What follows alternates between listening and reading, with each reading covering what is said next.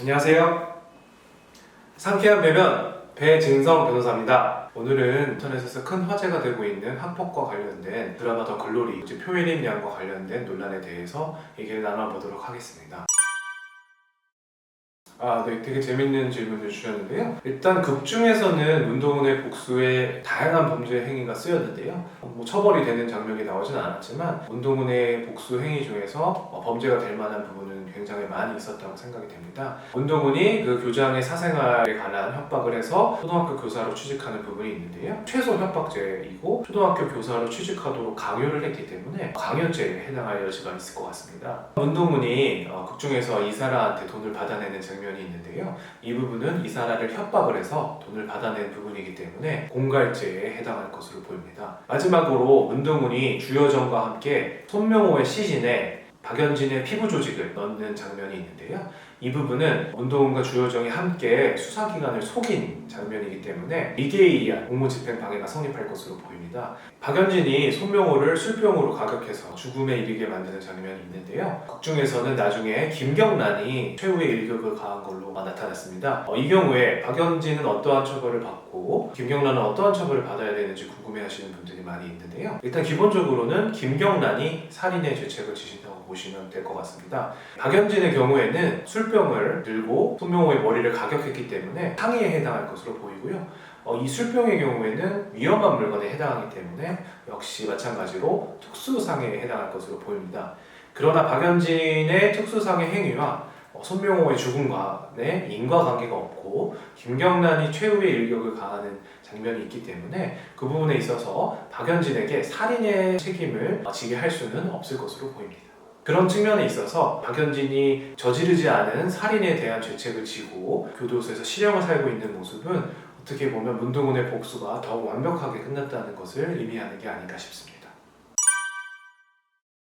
가해자들이 굉장히 많은 범죄를 저질렀는데요. 수위가 가장 심한 것부터 먼저 말씀을 드려보면 개인적으로 가장 소름이 돋았던 고데기로 화상을 입히는 장면이 있을 텐데요. 고데기 같은 경우에는 만지기만 해도 화상을 입을 수 있기 때문에 위험한 물건에 해당할 것으로 보이고요. 그래서 이 위험한 물건을 사용해서 문동은 등 피해자들에게 화상을 입힌 부분에 있어서는 특수상해에 해당할 것으로 보입니다. 가해자들이 여러 명이서 문동은을 화상을 입혔기 때문에 특수상해 중에서도 공동상해에도 해당할 여지가 있을 것 같고요. 여러 번 지속해서 반복적으로 상해를 입혔기 때문에 상습상해에도 해당할 수 있을 것 같습니다. 다른 혐의들을 살펴보면요. 체육관에 문동은 등 피해자들을 가두고 나가지 못하게 한 건 감금죄에 해당할 것으로 보이고요. 여러 명이서 같이 나가지 못하도록 막은 부분은 특수감금죄에 해당할 수 있을 것 같습니다. 가해자들이 문동은의 집에 무단으로 침입한 것은 주거침입죄에 해당할 수 있을 것 같고요. 거기에서도 그 집에서도 못 나가게 한 부분이 있기 때문에 특수감금도 거기에서도 저질러졌다고 보시면 될 것 같습니다. 그 남자들이 개인적으로 저지른 범죄들도 있었는데요. 손명호가 문동은에게 강제로 키스를 하는 장면, 이 부분 같은 경우에는 강제추행에 해당할 수 있을 것 같고요. 극 중에서는 명확하게 나오진 않았지만 손명호나 전재준 등이 윤소희, 김경란 등과 강제로 성관계를 맺은 것 같은 암시를 하는 부분이 있었습니다. 이 부분에 있어서 이 손명호나 전재준이 강제로 성관계를 맺었다고 하면은 강간에 해당할 수 있을 것 같습니다. 이런 학교폭력의 경우에는 학교폭력위원회라는 곳에서 학교폭력이 이루어졌는지 그 수위나 이런 거를 심사를 해서 다양한 처분을 내릴 수가 있는데요. 물론 이 정도 수위의 처분이면은 당연히 퇴학 처분이 나오는 아주 심각한 수위라고 보시면 될 것 같습니다.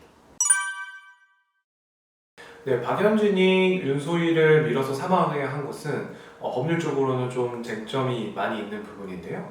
일단은 기본적으로 제 개인적인 견해로는 박연진에게 살인의 고의가 있었다고 보기는 어렵지 않을까 싶습니다. 기본적으로 살인의 고의라는 것은 적어도 그 사람이 죽거나 죽을 수 있을 거라는 인식을 가지고 미필적 고의라고 표현을 하는데요. 그런 고의를 가지고 이제 이런 행위를 했어야 되는데 좀 윤소희를 미는 장면을 보시면 윤소희가 불에 붙어서 박연진에게 다가갈 때 박연진이 당황해서 윤소희를 미는 장면이 나옵니다. 그런 장면들을 봤을 때 박연진이 윤소희를 사망하게 한 고의가 있었다고 보기는 좀 어렵지 않을까 이렇게 생각을 하고요. 다만 어쨌든 결과적으로 윤소희를 사망에 이르게 한 점에 대해서는 상해치사의 죄책을 지지 않을까 싶습니다. 기본적으로 박연진이 윤소희의 옷에 불을 붙였기 때문에 이 부분은 당연히 상해의 고의가 있었다고 보여지고 실제로 사망하지 않았다고 하더라도 화상을 입는 등 상해가 당연히 있었을 거라고 예견이 되기 때문에 상해 과정에서 사망의 결과가 발생한 그런 사안이기 때문에 상해치사죄의 죄책을 지지 않을까 싶습니다. 다만 학교폭력의 경우와 마찬가지로 상해치사죄의 경우에도 공소시효가 10년이기 때문에 지금 극중에서 재수사가 이루어지는 시점에서는 이미 10년이 경과했기 때문에 공소시효가 경과되어서 사실상 처벌이 어려운 경우가 아닐까 싶습니다. 표현임량 사건의 경우에는 더 글로리와 되게 유사한 측면이 많이 있는데요. 일단 기본적으로 다수의 가해자들이 한 명의 피해자한테 학교폭력을 가했고 그 이후에 많은 시간이 흘렀다는 점에서 매우 유사한 측면을 가지고 있는데요.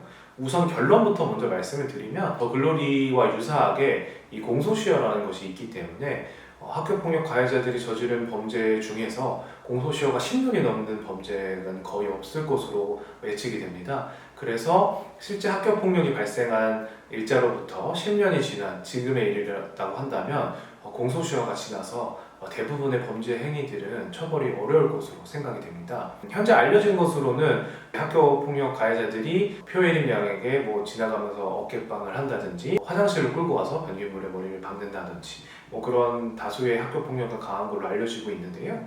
일단은 특수폭행, 화장실에서 감금을 했다고 하면 특수감금, 다양한 범죄들이 성립할 수 있을 것 같은데 안타깝게도 만약에 공소시효가 지났다고 하면은 현실적으로 그 학교폭력 가해자들을 처벌할 방법은 없을 것으로 보입니다. 네, 지금까지 글로리와 표혜림 양 사건을 통해서 학교폭력에 관해서 알아봤습니다. 학교폭력과 관련하여서 궁금하신 점이나 문의하실 점이 있으시면 아래 더보기란을 참조해주세요. 상쾌한 배변 배진성 변호사였습니다. 감사합니다. 구독, 좋아요, 알림 설정 부탁드립니다. 잘 못하겠다 이거는 진짜.